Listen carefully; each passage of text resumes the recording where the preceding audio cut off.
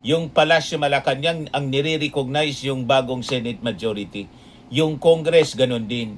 Yung IBP, Integrated Bar of the Philippines, ganun din. Yung mga former Senate presidents, yung mga constitutionalists, yung mga law schools and deans all throughout the country, nire-recognize ang naging aksyon as legal ng 12 senators as the majority.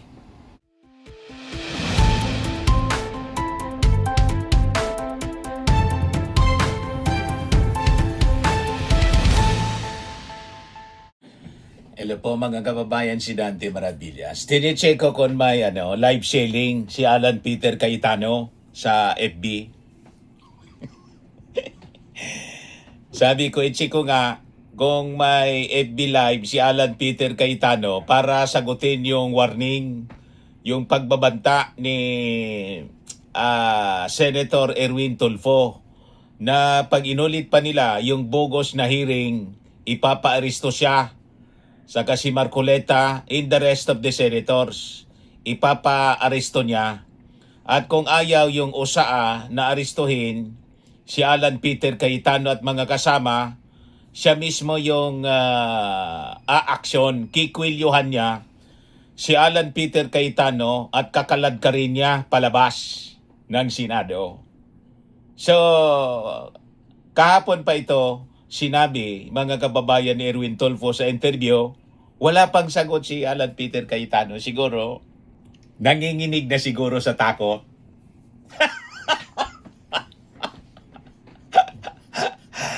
O, di ba? Asa na yung tapang ni Alan Peter Cayetano? Sumagot ka. Mag-Facebook live ka. At sabihin mo na uulitin mo pa at never kang magpapasindak dito sa bagitong senador na si Erwin Tulfo. Sagutin mo. Nabaga niya Mr. Maravillas yung buntot. Puro lang ablada. Ganon sila po. Pari-parihas ni Bato de la Rosa, ni Digong, ni Baste. Puro maiingay, puro lang ablada. Pag pinatulan mo, wala. Bahag ang buntot, mga kababayan ni Alan Peter Cayetano. Nakakahiya ka. Ang nag-Facebook live, ang pumalit po si Loren Ligarda. Ina-assert mga kababayan na siya pa yung Senate President pro tempore at ang constitutional daw yung ginawa ni Sherwin Gatchalian at ng dosing mga senador. Unconstitutional. Paano mong nasabi? Di ba? May decision ba yung Supreme Court? Bakit hindi mo questionin sa Supreme Court? Para mag-decide yung Supreme Court na unconstitutional. Yun ang gawin po ninyo. Imbes na mag-Facebook live kayo, questionin niyo sa Supreme Court. Para finally, may jurisprudence na susundan. Kasi may jurisprudence na po eh. Ayaw lang ninyo na i-recognize. Wala na po. Tapos na kayo. 10 lang kayo as against 12. Ano pa? Yung Palasyo Malacanang ang nire-recognize yung bagong Senate majority. Yung Congress, ganun din. Yung IBP, Integrated Bar of the Philippines, ganun din. Yung mga former Senate presidents, yung mga constitutionalists, yung mga law schools and deans all throughout the country, nire-recognize ang naging aksyon as legal ng 12 senators as the majority. They have decorum. Kayo man lang ang hindi nagre-recognize. O di ba? Ngayon, ang challenge sa inyo, gawin ninyo yan doon sa plenary. Lagi kayo, ang hilig ninyo mag-Facebook live. Kasi sa Facebook live, kayo lang yung nagsasalita. Ang amon po ni Erwin Tulfo, napakasimple. Doon kayo sa Senado magsalita para kami makapagbigay kami ng aming rebuttal. Di ba? takot kayo kasi sa plenary. Kasi pag nandun kayo sa plenary, then bibilangin yung presence ninyo as attendance. Matatalo kayo kasi may quorum. And later on, finally matatanggal tanggal na nga si Alan Peter Cayetano bilang Senate President. Tanggal na siya. Nandun lang kayo sa denial. O ngayon mga kababayan, ang nagsasalita yung mga supporters nila. Hindi si Alan Peter Cayetano nagsasalita sa naging banta, mga kababayan ni Erwin Tulfo. Ang nagsasalita yung mga DDS tulad ni dating COMELEC Commissioner Rowena Guanzon. Ito si Guanzon, pakinggan natin yung sinasabi niya at supalpali natin mga kababayan. Hindi po bagay sa isang senador ang magbigtas ng mga salitang ganyan. Ganun ba? Hindi bagay si Erwin na magbanta na aaristuhin niya itong mga bogus na members ng committee. So hindi bagay sa kanya. Ang warningan at bantaan, nakikwilyuhan niya pag inulit pa. Pero wala kayong sinasabi bagay kay Sara Duterte na magbanta na ipapatay yung ating Pangulo, si Lisa Marcos at saka si Martin Romualdez. Bagay yon sa isang vice presidente kasi hindi kayo nagsasalita Walang mali sa inyo yon. Yung i-imagine ni Sara Duterte na pupugutan, tanggalan ng ulo yung ating Pangulo, bagay yon sa vice presidente. Pero sa isang senador, hindi bagay ang magsabi na kikwilyuhan. Kikwilyuhan lang. Wala pa man siyang kinontrata. Natutulong sa kanya sa pagkwilyo. Siya mismo ang kikwilyo at aaristuhin niya. Uutusan niya yung USAA na aristuhin kasi illegal yung ginagawa nila sa Senado. Siya yung authorized. Siya yung legit na chairman. Usurpation of authority ang ginagawa ni Alan Peter Cayetano ni Marcoleta. O ngayon, nagbanta siya. Kikwilyoan ko niya, pag inulit mo pa, sumali yon. Pero hindi mali sa inyo na si Sara Duterte binugbog yung isang sheriff. Wala kaming narinig na komentaryo mula sa inyo. Anong klaseng mga pananaw mayroon kayo? Mga DDS, Rowena Guanzon. What about yung ginawa mo na nagwala ka doon sa nagbanta ka doon sa mag-asawa sa isang mall? Tama yon sa inyo kasi kayo DDS. So masyado kayong entitled. Pag kayo nag-warning, pag kayo yung nagbanta, kung kayo ang nanakit, legal sa inyo. Wala kayong problema doon. Walang mali sa Vice Presidente ang magbanta sa Pangulo mismo na may kinontrata, no joke, no joke. Walang mali sa inyo. Yung AJK walang mali sa inyo.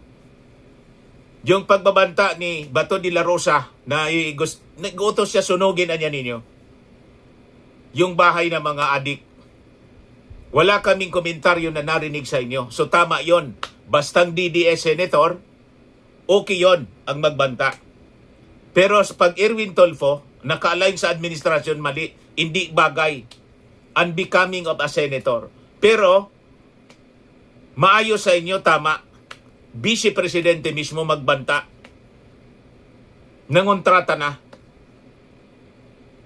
Hindi lulusot ang ganyang mga argumento ninyo.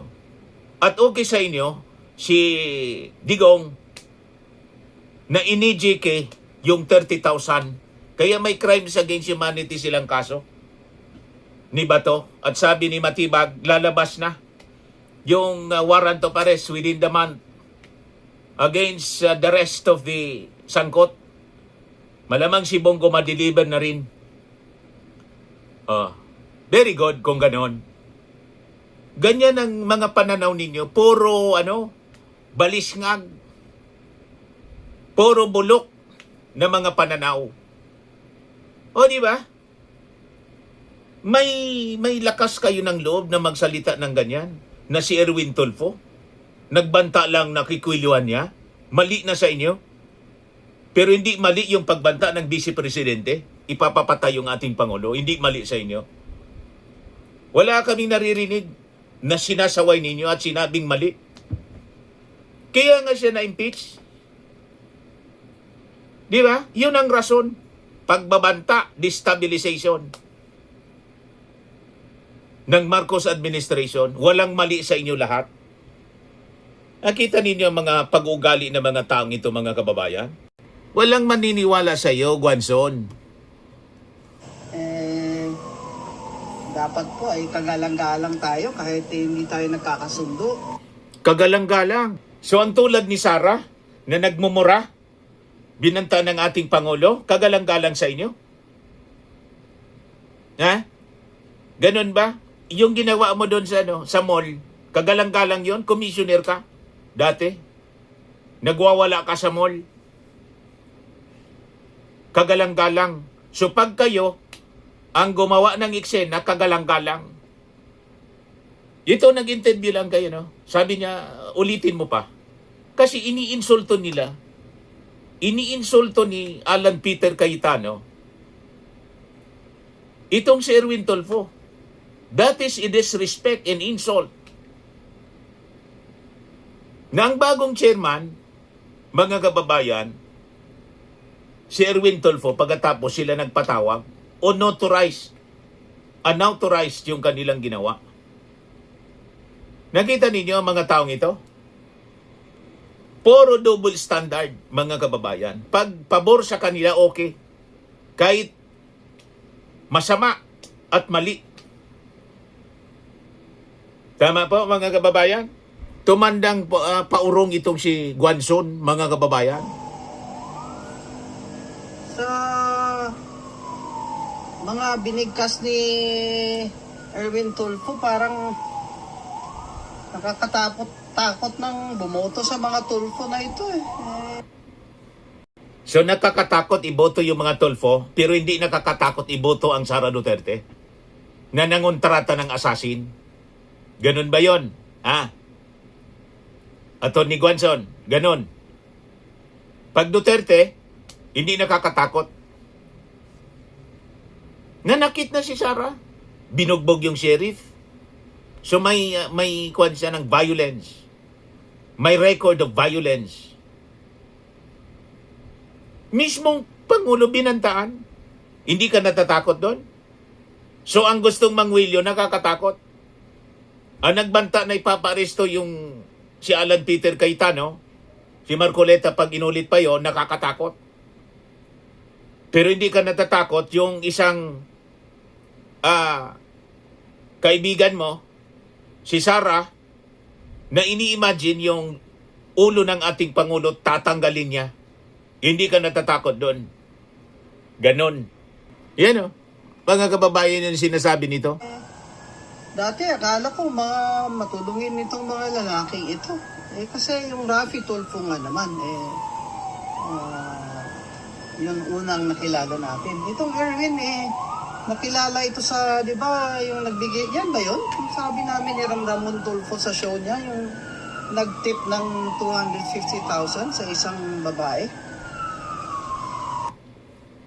So nagpropaganda na siya, nag-tip ng 200,000. Anong paki mo doon kung nag-tip siya ng 200,000? O di ba? Mapira naman itong siya, si Erwin Tulfo. Vlogger kasi siya.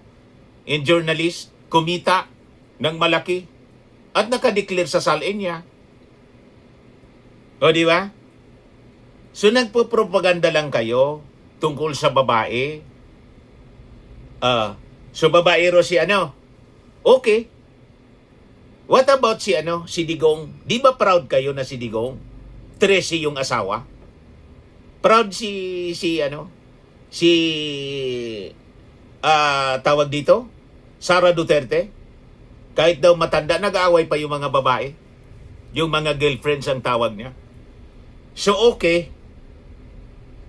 Pag Duterte, okay. Walang problema. Nakita mo yun si Pulong? Na nandun sa bar na may... Bakit wala kayong komentaryo doon? Tapos may komentaryo kayo kay Erwin Tulfo kasi kalaban ninyo. kasi nagbigay ng tip na 200,000. O di ba? Yan ang problema sa inyo eh. Hindi kayo consistent sa inyong mga posisyon. Pero hindi ko sinasabing tama ang ginawa ni Erwin Tulfo. Kung totoo, patunayan muna ninyo. Kasi ang kwentuhan doon sa Senate hearing, parang usapang lasing chismis. Malinaw na chismis po para siraan po si Erwin Tulfo. O ito, malisyoso. Yung siguro kung sino na lang nakakaalam kasi sinabi lang sa'yo, mahirap Malisyoso po. Mamaya, Gustong siraan si Erwin mo, Tulfo. hindi naman totoo. Yung magtapat na lang yung talagang nakakita ng Chismis. sinasabi mo. At patunayan po ninyo na ang sinasabi ni Atty. Baligod ay totoo. Your Honor, ako po yung naka-experience doon sa Maidas. Pwedeng pakidetalye po ninyo? Your Honor, unang dumating po yung VIP. Sino po yung VIP? Si Senator Erwin Tulfo, Your Honor. Napunta sa babae yung kwento Tapos po, ng flood control. maya-maya, dumating din po yung dalawang babae. Inakyat po namin doon sa president. Akala ko tatlong pinagpipilian, pinakamababa, 5. 2 lang pala. Oh, kita mo? Sa akin po, pero Pati yung kwento beses inconsistent po yan. Hindi sa lang po babae. Sa Maidas, meron din po sa Shangri-La. 5, 3 po ang dinadala. O kulang ang nabalitaan mo, sabi mo kasi 2 beses lang, Atty. Baligod. Ayon sa kanila, maraming beses. Saan lugar? Kita ninyo? Yung Pati experience kwento ko po nila, sa di magkatugma. Shangri-La po, at saka sa Maidas po. O sino pa sa inyo? Paninira, mga kababayan na plus. Sa akin, Your Honor, sa Team EC, namumonitor ko rin, Your Honor. Kasi nandyan lang kami sa... Parang usapang lasing lang. Chat namin, na nandyan na, dumating na sa lobby yung babae, i-guide niya na. Ganun lang po yung experience ko po. Kita mo? Personality. Ganon din yung pangalan. No? Character assassination ang ginagawa nila. Paninirang puri. Yes, Your Honor. Okay. Sabi ko sa inyo, kwentong kotsero mga kababayan, kwentong barbero ang ginawang moro-morong hearing sa Senado. Ang intention po, i-divert yung attention ng mga mamamayang Filipino sa kanilang kwento mula sa dapat na diskurso pinag-uusapan, yung articles of impeachment ni Sara Duterte. Nanggogulo sila, mga kababayan. Yan ang malinaw. Yan si Guanzo, no? Propaganda. Hindi po bagay sa isang senador ang magbigtas ng mga salitang ganyan. Dapat po ay kagalang-galang tayo kahit So sa inyo, si Sara kagalang-galang. Tingnan nga natin kung kagalang-galang yung mga inasal ni Sara. O ito yung politiko na kagalang-galang sa inyo, Atty. Guanzon. Huwag ka mag-alala, ma'am, sa security ko. Kasi may kinausap na ako na tao. Yan ang kagalang-galang sa inyo. Pag pinatay ako, patayin mo si BBM, si Lisa Araneta, at si Martin Romales. No joke. No joke. Nagdiling na ako, ma'am. Pag namatay ako, sabi ko, huwag ka tumigil, ha? Hanggang hindi mo mapatay sila. And then he said yes. Ano, yun ang kagalang-galang. Pero si Erwin na nagsabi, paparisto ko yan. At pag nagpilit pa, kikwilyoan ko yan. Kakalag ka rin ko. Hindi yun kagalang-galang. Ang kagalang-galang sa inyo, ang magbantang papapatayin yung papapatay niya yung presidente. Si Lisa Marcos at saka si Martin Romualdez. Ang kagalang-galang sa inyo, yung ini-imagine yung ulo ng ating Pangulo, tanggalin niya daw. Ang kagalang-galang sa inyo, yung leader na gustong ipahukay yung bangkay ng dating presidente at itapon sa West Philippine Sea. Yun ang kagalang-galang sa inyo. Ito yung kagalang-galang sa inyo. And it did not help na itong dalawang katabi ko, tumawa pa. Pinagtawanan pa nila yung Kagalang-galang ito. bata. And I saw the humiliation sa face ng bata. I wanted to help him. Sabihin sa kanya, itong relo ko na lang, relo ito ng Vice President, itong relo ng Presidente, pero I hope this will do. And then I realized na baka mas lalo mapahiya yung bata if I do that. So I just imagined myself cutting his head. Yan. Yan ang kagalang-galang sa inyo. Gusto ko, ganun din ang gusto kong gawin doon sa mga katabi ko. Idadamay pa yung katabi. Realize ko, toxic na ito. So mga baliw lang po ang maniniwala na ang ganyang uri ng tao, yun ang kagalang-galang. Si Erwin Tulfo na nagbanta, papaaresto niya at pag hindi kikwilyuhan ko, kaladkarin ko sa labas kasi wala silang authority na magsagawa ng hearing, yun ang hindi kagalang-galang sa inyo. Ang mabugot ng payo, kagalang-galang sa inyo. Mamugot ng ulo. Ang magbantang ipapatay yung Pangulo, kagalang-galang sa inyo. Kayo na. Di ba, mga kababayan? Yan lang po. Huwag na nating bigyan ng atensyon nitong may mga diferensya. Tama po? Huwag na lang nating pansinin.